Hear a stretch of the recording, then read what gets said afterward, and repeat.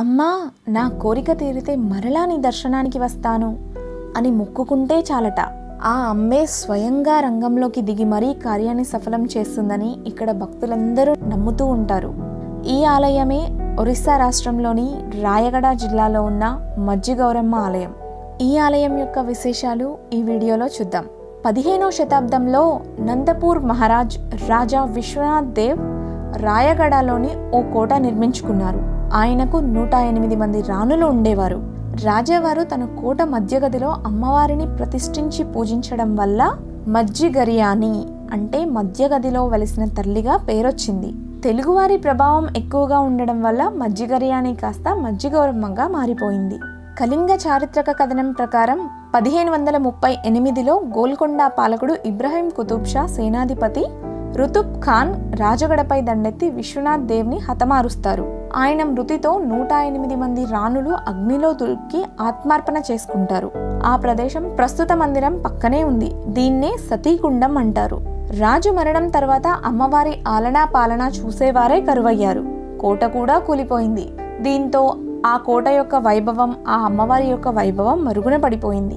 1930లో British వారు విజయనగరం నుంచి రాయ్పూర్ వరకు రైల్వే లైన్ వేయడం ప్రారంభించారు. అందులో భాగంగానే రాయగడ మజ్జిగౌరి గుడి వద్ద జంజావతి నదిపై వంతెన నిర్మాణానికి పూనుకున్నారు. నిర్మాణ సగంలో ఉండగానే మొత్తం కూలిపోయింది.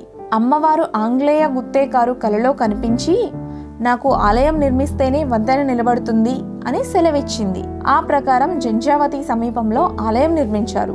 ఏటా చైత్రమాసం ఏకాదశి నుంచి పౌర్ణమి వరకు 5 రోజుల పాటు చైత్రోత్సవం అంటే చైత్ర పండుగ జరుగుతుంది. శక్తి హోమం ఘనంగా నిర్వహిస్తారు. చివరి రోజున పూర్ణాహుతి అనంతరం చేపట్టే కార్యక్రమాలకు విశేష ఆదరణ ఉంటుంది. తొలుత జరిగేది అగ్నిమల్లెలు కార్యక్రమం. కనకనలాడే నిప్పులపై నుంచి ఆలయ పూజారి నడుచుకుంటూ వెళ్తాడు. అనంతరం పిల్లల నుంచి వృద్ధుల దాకా వయోభేదం లేకుండా అగ్నిమల్లెల మీద నడవడం ఆనవాయితీ. ఆ తర్వాత ముల్ల ఊయల సంబరం. ఊయల మీదున్న మునతేలిన మేకులపై కూర్చొని భక్తుల్ని ఆశ్చర్యచకితుల్ని చేస్తాడు పూజారి.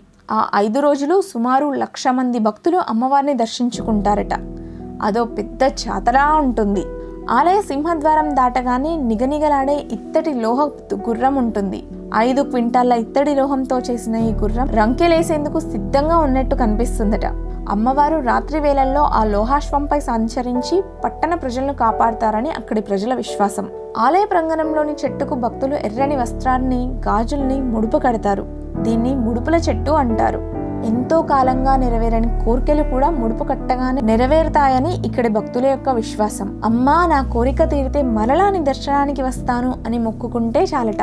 ఇక్కడి అమ్మవారు స్వయంగా తానే రంగంలో దిగి కార్యాలన్నీ సఫలం చేస్తుందని భక్తులు నమ్ముతూ ఉంటారు.